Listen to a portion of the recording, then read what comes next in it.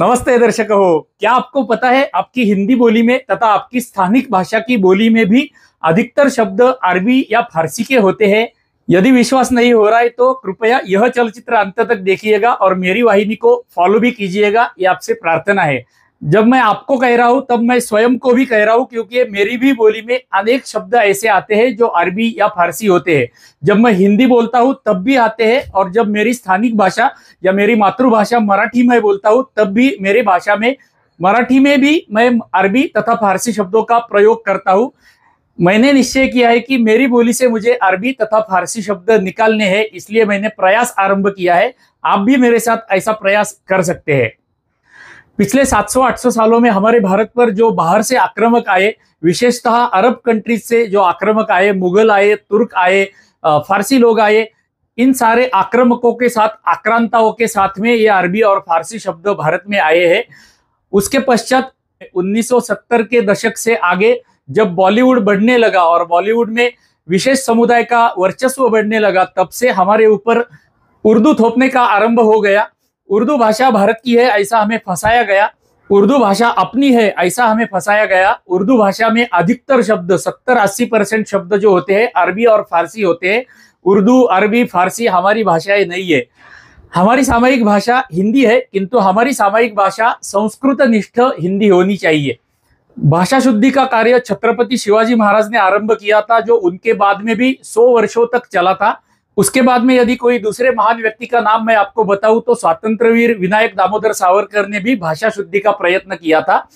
बॉलीवुड ने हमें फंसाकर हमारी बोली में स्थानिक भाषाओं में भी और हिंदी में भी अनेक फारसी तथा अरबी शब्द घुसाड़ दिए हैं।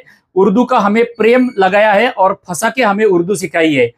तो आइए आरंभ करते हैं। हमारी हिंदी बोली में तथा हमारे मातृभाषा की बोली में जो अरबी तथा फारसी शब्द आते हैं उनका त्याग कर देते हैं। उनके स्थान पर हम संस्कृत निष्ठ हिंदी बोलने का प्रयास करते हैं अथवा हमारी स्थानिक भाषा के शब्द प्रयोग करने का प्रयास करते हैं। हमारा आज का पहला शब्द है शहीद। हमें यह फंसाया गया है कि ये शहीद शब्द उर्दू का शब्द है, ये भारतीय शब्द है, महान कार्य करने वाले को शहीद बोला जाता है इत्यादि बोलकर हमें फंसाया गया है। शहीद शब्द कुरान से लिया गया है, ये अरबी शब्द है। इस्लाम की रक्षा करते हुए या इस्लाम के लिए लड़ते हुए जो व्यक्ति मरता है उसे कुरान में शहीद कहा जाता है। हमें यह बताया गया है कि महान कार्य करने वाले को शहीद कहते हैं, ऐसा नहीं है। कुरान से, अरब भाषा से यह शब्द आया हुआ है। हमारे देश के लिए अपने प्राणों की आहुति देने वालों को भी हम सहजता से शहीद कह देते हैं। हमारे स्वातंत्रवीर जो होते थे उनको भी हम शहीद कह देते हैं, किंतु ये योग्य नहीं है। उनके लिए शब्द हमें प्रयोग करने चाहिए हुतात्मा, बलिदानी, वीर। ये 3 शब्द हम प्रयोग कर सकते हैं। शहीद हमारे स्वतंत्र सैनिकों को कभी भी नहीं कहिएगा। शहीद हमारे जवानों को जो भारत के लिए युद्ध करते हुए अपने प्राणों की आहुति देते हैं उनको कभी भी शहीद मत कहिएगा, क्योंकि वो इस्लाम की रक्षा करते हुए अपने प्राणों की आहुति नहीं देते हैं, वो देश के लिए अपने प्राणों की आहुति देते हैं। इसलिए उनको हुतात्मा, बलिदानी अथवा वीरगति को प्राप्त हुआ, ये 3 शब्दों का प्रयोग आप कर सकते हैं। जैसे हम शहीद शब्द का प्रयोग हिंदी में भी करते हैं, वैसे ही आप अपनी स्थानिक भाषा में भी शहीद शब्द का प्रयोग करते रहेंगे।